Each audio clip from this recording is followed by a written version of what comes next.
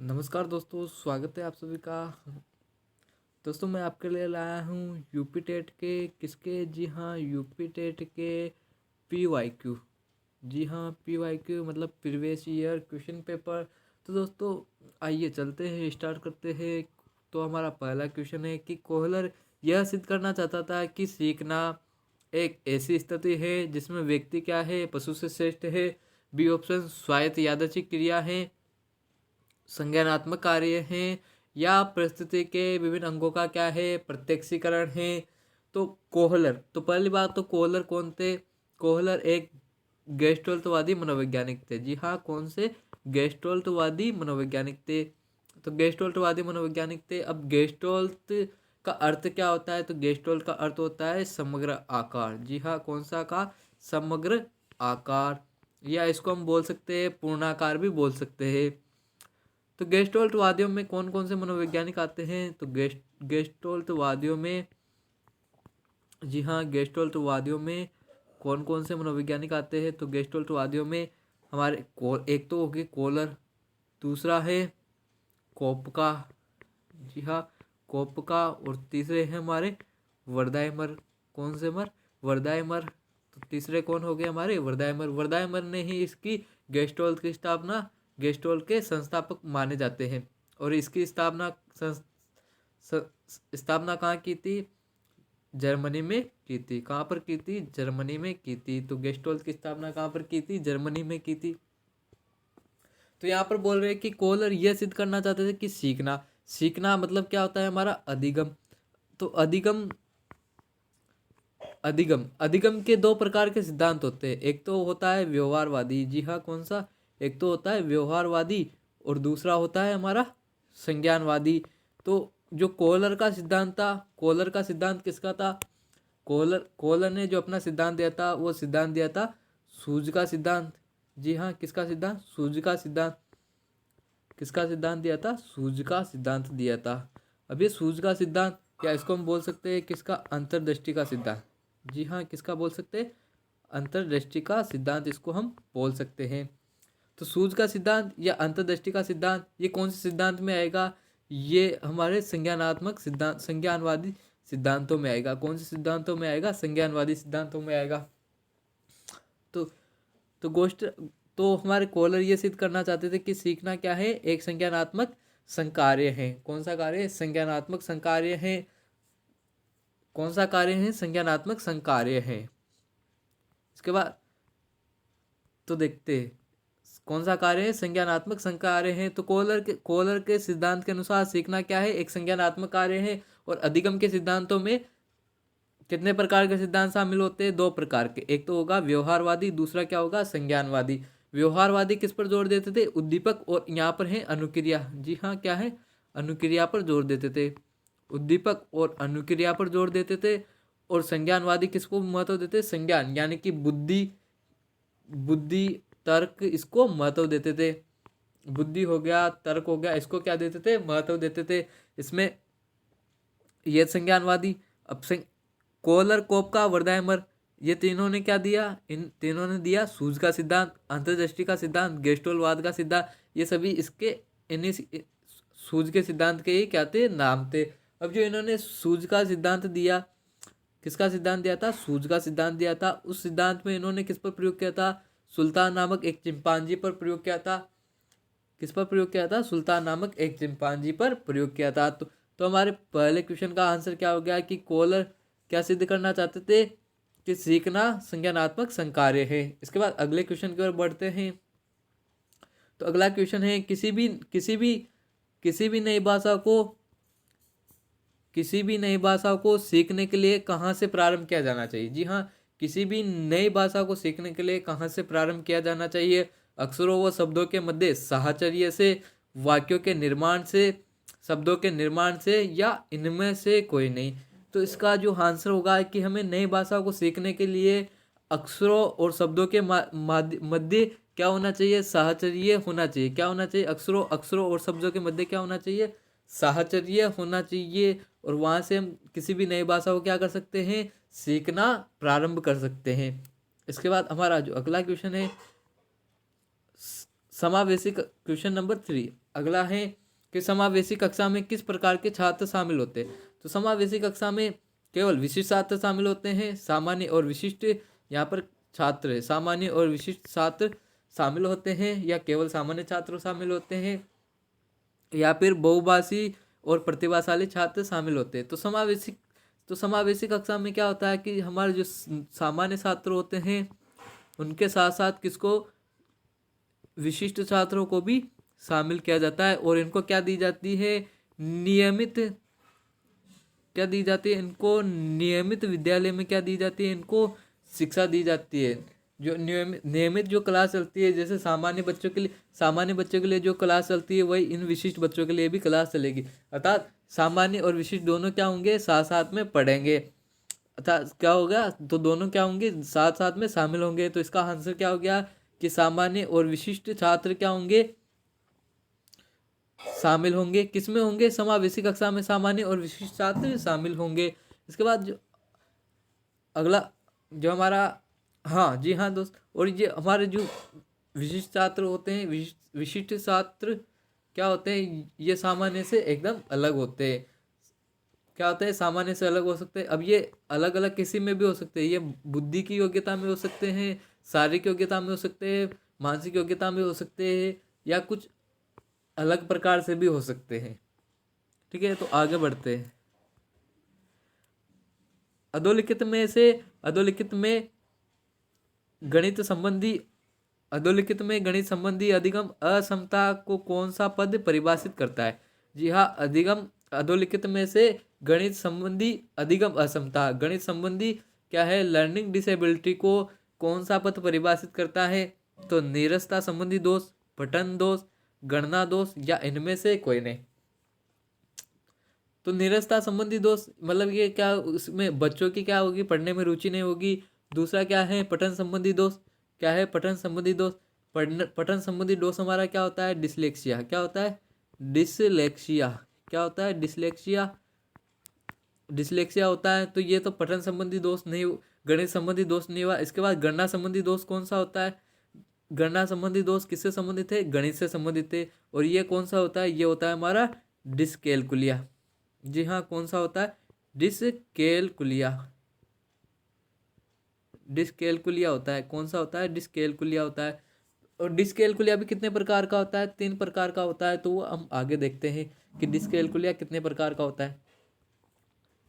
तो गणना दोष, कौन सा दोष, गणना दोष, इसको क्या बोलते हैं हम, डिसकैलकुलिया बोलते हैं। किससे संबंधित होती है, गणित से संबंधित इसमें समस्या होती है, बच्चों को गणना करने में इसको परेशानी होती है। और ये डिसकैलकुलिया 3 प्रकार का होता है। कौन कौन सा होता है, verbal dyscalculia, graphical dyscalculia, lexical dyscalculia.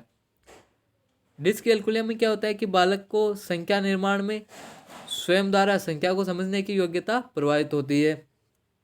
वह पेज पर संख्याओं के आयोजन, मतलब संख्याओं को लिखने में, संख्याओं को लाइन में खड़ा करने में, बाएं से दाएं का भेद, गणितीय गणना में संकेतों के उपयोग आदि में क्या हो जाता है, भ्रमित हो जाता है। उसे समय, स्थान, लंबाई, चौड़ी आदि में भी क्या होती है, समस्या होती है। तो ये क्या था हमारा गणितीय दोष।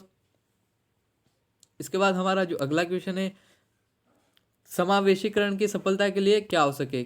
किसकी सफलता के लिए, समावेशीकरण की सफलता के लिए क्या आवश्यक है। तो समावेशीकरण की सफलता के लिए क्या आवश्यक है कि अभिभावकों की भागीदारी ना होना, अलगाव, समता का अभाव, या संवेदनशीलता। यहाँ पर क्या बोलते हैं, सफलता के लिए क्या आवश्यक है। अगर अभिभावकों की भागीदारी नहीं होगी तो सफल हो पाएंगे नहीं। पहले अभिभावकों की भी क्या होनी चाहिए, सक्रिय भागीदारी होनी चाहिए। अलगाव नहीं, इसकी जगह क्या होना चाहिए, लगाव होना चाहिए। क्या होना चाहिए, लगाव होना चाहिए। समता का अभाव होगा तो समावेशीकरण कैसा होगा। तो यहाँ पर हमारा जो अंतिम ऑप्शन बचा है, डी ऑप्शन, तो ये क्या हो जाएगा, संवेदनशीलता इसका क्या हो जाएगा, आंसर हो जाएगा। तो समावेशीकरण के लिए, सफलता के लिए क्या हो गया कि संवेदनशीलता आवश्यक है। निम्न में से कौन सा संवेग का तत्व नहीं है। जी हाँ, निम्न में से कौन सा संवेग का तत्व नहीं है। तो संवेग का तत्व व्यवहारात्मक नहीं है, दैहिक नहीं है, या संज्ञानात्मक नहीं है, या फिर संवेदी नहीं है। तो संवेग का तत्व संवेदी नहीं है। कौन सा नहीं है, संवेदी नहीं है। इसके बाद हमारा अगला क्वेश्चन है, संज्ञानात्मक क्षेत्र का किसका, जी हाँ, संज्ञानात्मक क्षेत्र का कौन सा क्रम सही है, संज्ञानात्मक क्षेत्र का कौन सा क्रम सही है। तो पहली बात संज्ञानात्मक क्षेत्र, तो हमारे एक ब्लूम महोदय थे, जी हाँ, कौन थे, ब्लूम BS ब्लूम, इन्होंने अपनी क्या दी थी, टेक्सोनोमी दी थी, ब्लूम टेक्सोनोमी, या इन्होंने इसको हम बोल सकते हैं कि इन्होंने शैक्षिक उद्देश्यों का क्या किया था, किसका, शैक्षिक जो उद्देश्य थे, शैक्षिक उद्देश्यों का इन्होंने क्या किया था, वर्गीकरण किया था। तो उसी वर्गीकरण को इन्होंने नाम दिया था ब्लूम टेक्सोनोमी। क्या नाम दिया था, ब्लूम टेक्सोनोमी। कब किया था, 1956 में।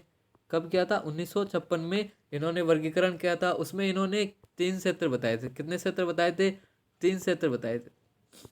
3 क्षेत्र बताए थे। एक तो ज्ञानात्मक क्षेत्र, दूसरा भावात्मक क्षेत्र, और तीसरा था क्रियात्मक क्षेत्र। जी हाँ, कौन सा, क्रियात्मक क्षेत्र। कौन सा क्षेत्र, तीसरा कौन सा था, क्रियात्मक क्षेत्र। तो अब यहाँ पर पूछा गया है कि संज्ञानात्मक क्षेत्र, ज्ञानात्मक क्षेत्र को हम क्या बोलते हैं, संज्ञानात्मक क्षेत्र। तो संज्ञानात्मक क्षेत्र का सही क्रम कौन कौन सा है। तो संज्ञानात्मक क्षेत्र में कौन कौन से स्तर आते हैं और इनका सही क्रम कौन कौन सा है। तो देखते हैं कि कौन कौन सा है। ज्ञान, अनुप्रयोग, अवबोध, विश्लेषण, संश्लेषण, मूल्यांकन। दूसरा ऑप्शन है मूल्यांकन, अनुप्रयोग, विश्लेषण, संश्लेषण, अवबोध, ज्ञान। मूल्यांकन, संश्लेषण, विश्लेषण, अनुप्रयोग, अवबोध, ज्ञान। ज्ञान, अवबोध, अनुप्रयोग, विश्लेषण, संश्लेषण, मूल्यांकन। तो इसका सही क्रम क्या होगा। तो इसका सही क्रम था हमारा, पहले नंबर पे क्या आता है, ज्ञान। दूसरे नंबर पे क्या आएगा, अवबोध। क्या आएगा, अवबोध, या इसको हम क्या बोल सकते हैं, बोध भी बोल सकते हैं। तीसरे नंबर पे क्या आएगा, अनुप्रयोग। चौथे नंबर पे क्या आएगा, विश्लेषण। पांचवें नंबर पे क्या होगा, संश्लेषण। और अंत में क्या होगा, मूल्यांकन। तो आइए देखते हैं कि ये क्षेत्र कौन कौन से थे। 3 क्षेत्र बताए थे इन्होंने। तो 3 क्षेत्र कौन कौन से थे। तो 1956 में ब्लूम महोदय द्वारा शैक्षणिक उद्देश्यों का क्या किया गया, वर्गीकरण किया गया। इन शैक्षणिक उद्देश्यों को क्या बोला इन्होंने, ब्लूम टेक्सोनोमी बोला। तो ब्लूम ने उद्देश्यों को 3 प्रकार से वर्गीकृत किया गया। कौन सा, संज्ञानात्मक, भावनात्मक और क्रियात्मक। तो संज्ञानात्मक क्षेत्र में कौन कौन से आते हैं, ज्ञान आता है, अवबोध आता है, अनुप्रयोग आता है, विश्लेषण आता है, संश्लेषण आता है और मूल्यांकन आता है। इसके बाद तो इसके बाद हमारा था भावनात्मक क्षेत्र। कौन सा क्षेत्र, भावनात्मक क्षेत्र। तो भावनात्मक क्षेत्र किसने दिया था, ये दिया था कृतवाल ने। जी हाँ, कृतवाल ने कब दिया था, 1964 में। कब दिया था, 1964 में। तो इन्होंने इनके जो स्तर बताए थे, वो स्तर बताए कौन कौन से स्तर थे। एक तो ग्रहण करना, क्या करेगा, ग्रहण करेगा।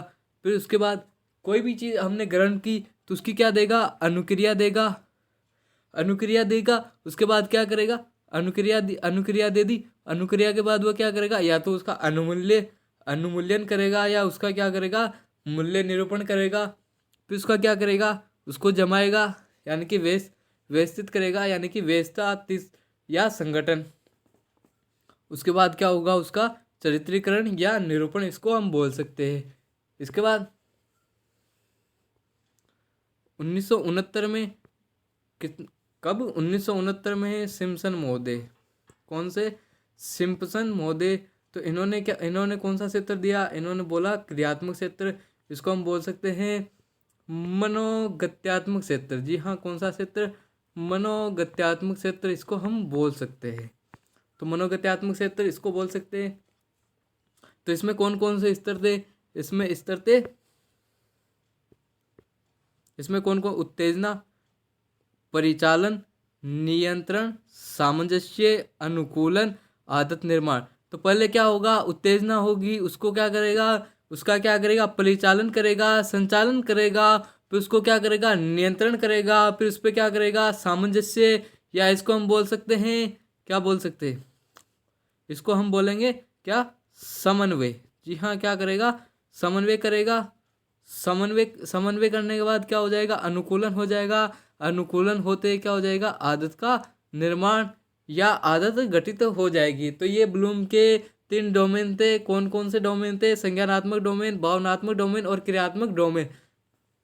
इसके बाद हमारा अगला क्वेश्चन आता है। तो इस वाले क्वेश्चन का आंसर क्या हो गया? आंसर नंबर डी इसका क्रम था क्या? ज्ञान, अवबोध, अनुप्रयोग, विश्लेषण, संश्लेषण और मूल्यांकन। अगर आपसे भावनात्मक पूछे तो आप भावनात्मक का ये क्रम बताएंगे, क्रियात्मक पूछे तो क्रियात्मक का ये क्रम बताएंगे। इसके बाद हमारा अगला क्वेश्चन है, निम्न में से कौन सा अच्छे शिक्षण की निम्न में से कौन से अच्छे शिक्षण की विशेषता नहीं है? क्या बोला गया है? विशेषता नहीं है। तो शिक्षण क्या होना चाहिए? स्वेच्छाचारी होना चाहिए या जनतांत्रिक होना चाहिए, सहानुभूतिपूर्ण होना चाहिए? मतलब विशेषता नहीं है, मतलब स्वेच्छाचारी नहीं होना चाहिए या फिर जनतांत्रिक नहीं होना चाहिए, सहानुभूतिपूर्ण नहीं होना चाहिए या फिर वांछनीय सूचना देने वाला नहीं होना चाहिए। तो इसमें से कौन से अच्छे शिक्षण की विशेषता नहीं है? तो अच्छे शिक्षण की विशेषता ये नहीं है कि शिक्षण क्या नहीं है? स्वेच्छाचारी। टीचर, शिक्षक अपनी इच्छा के अनुसार जो चाहे वो करवा सकता है कि मुझे शिक्षक जो बोलेगा वही बच्चों को करना पड़ेगा। मतलब शिक्षक के अनुसार चलना, जो भी होगा वो काम, सभी कार्य शिक्षक के अनुसार होगा। तो ये तो क्या हो गया? ये अच्छे शिक्षण की विशेषता नहीं है, क्योंकि इसमें क्या होगा? जो बच्चों की जो प्रतिभा थी, जो बच्चों की जो सृजनात्मकता थी, वो क्या हो जाएगी? दब जाएगी। तो शिक्षण कैसा होना चाहिए? स्वेच्छाचारी नहीं होना चाहिए। तो कौन कौन सा हो सकता है? जनतांत्रिक या प्रजातांत्रिक हो सकता है, अर्थात शिक्षक भी इसमें सक्रिय रहेगा और बच्चे भी इसमें क्या रहेंगे? सक्रिय रहेंगे। शिक्षक बच्चों के साथ कैसा व्यवहार करेगा? सहानुभूतिपूर्ण व्यवहार करेगा, मित्रतापूर्वक व्यवहार करेगा। कौन सा व्यवहार करेगा? मित्रतापूर्वक व्यवहार करेगा। और वांछनीय सूचना देने वाला होना चाहिए। वांछनीय का मतलब जो उपयुक्त सूचना है वो देनी चाहिए। कौन सी सूचना? उपयुक्त सूचना है वो देने वाला होना चाहिए। तो इसका आंसर क्या हो गया? कि अस्वेच्छाचारी। इसके बाद आगे बढ़ते हैं। तो अच्छे शिक्षण की विशेषता क्या नहीं है? स्वेच्छाचारिता नहीं है। अच्छे शिक्षण में बालक और शिक्षक दोनों की क्या होनी चाहिए? सक्रिय भागीदारी होनी चाहिए। अर्थात ये कैसा होना चाहिए? जनतांत्रिक या प्रजातांत्रिक होना चाहिए। शिक्षक छात्रों के साथ कैसा व्यवहार करना चाहिए? मित्रतापूर्वक और सहानुभूतिपूर्ण व्यवहार करना चाहिए। और विद्यार्थियों को क्या दी जानी चाहिए? वांछित सूचनाएं दी जानी चाहिए। इसके बाद हमारा अगला क्वेश्चन है, अभिप्रेरणा का प्रत्याशा सिद्धांत किसके द्वारा दिया गया? जी हाँ, अभिप्रेरणा का प्रत्याशा सिद्धांत किसके द्वारा दिया गया? विक्टर ब्रूम के द्वारा, मास्लो के द्वारा, हजबर्ग के द्वारा या स्किनर के द्वारा? किसके द्वारा दिया गया? विक्टर ब्रूम के द्वारा दिया गया या मास्लो के द्वारा दिया गया या हजबर्ग के द्वारा दिया गया? तो प्रत्याशा का सिद्धांत, अभिप्रेरणा का प्रत्याशा का सिद्धांत विक्टर ब्रूम द्वारा दिया गया। किसके द्वारा दिया गया? विक्टर ब्रूम के द्वारा। मास्लो के द्वारा किसका सिद्धांत दिया गया? आवश्यकता का पदानुक्रम। आवश्यकता का क्या दिया गया? आवश्यकता का पदानुक्रमिक सिद्धांत दिया गया। पदानुक्रमिक सिद्धांत दिया गया किसके द्वारा? मास्लो के द्वारा। स्किनर का क्या था? RS theory. कौन सी थ्योरी? आरएस थ्योरी थी इनकी। क्या थी? आरएस थ्योरी स्किनर की थी। हजबर्ग मास्लो का क्या था? हजबर्ग मास्लो का था मानवतावादी सिद्धांत, अनुभवजन्य। तो हजबर्ग मास्लो का कौन सा था? अनुभवजन्य सिद्धांत इनका था। तो यहाँ पर जो हमारा आंसर क्या हो गया? यहाँ पर हो गया हमारा आंसर विक्टर ब्रूम। तो अभिप्रेरणा का प्रत्याशा सिद्धांत किसने दिया? विक्टर ब्रूम ने दिया। तो प्रत्याशा का सिद्धांत क्या होता है वो भी देख लेते हैं।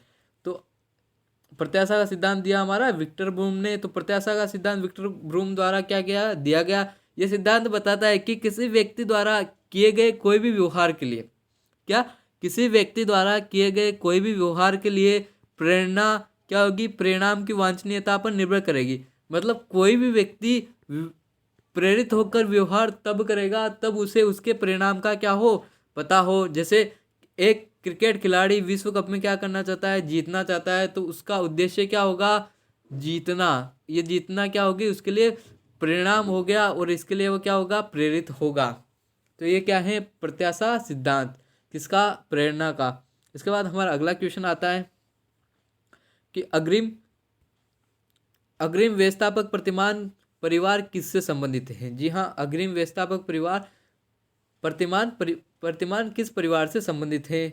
व्यक्तिक से हैं, सामाजिक अंतःक्रिया से हैं, सूचना प्रक्रियाकरण से हैं, या फिर व्यवहार परिमार्जन से। तो अग्रिम व्यवस्थापक प्रतिमान किससे संबंधित है? अग्रिम व्यवस्थापक प्रतिमान सूचना प्रक्रियाकरण से संबंधित है। तो अग्रिम व्यवस्थापक प्रतिमान के जो प्रवर्तक हैं, कौन प्रवर्तक? तो इसके प्रवर्तक थे आशुबेल। कौन से? आशुबेल। कौन? David J Ausubel. तो इसके प्रवर्तक कौन थे? डेविड जे आशुबेल थे। कौन थे? David J Ausubel. तो क्या क्या हो गया कि सूचना प्रक्रियाकरण, या इसको हम बोल सकते हैं कि सूचना प्रक्रमण प्रतिमान। तो अग्रिम व्यवस्थापक संगठन प्रतिमान का प्रतिपादन किसने किया? डेविड जे आशुबेल ने किया। तो ये किसके अंतर्गत आता है? अग्रिम व्यवस्थापक प्रतिमान किसके अंतर्गत आता है? सूचना प्रक्रिया प्रक्रमण प्रतिमान के अंतर्गत आता है। तो ये था दोस्तों हमारे आज के क्वेश्चन। इसके बाद थैंक यू।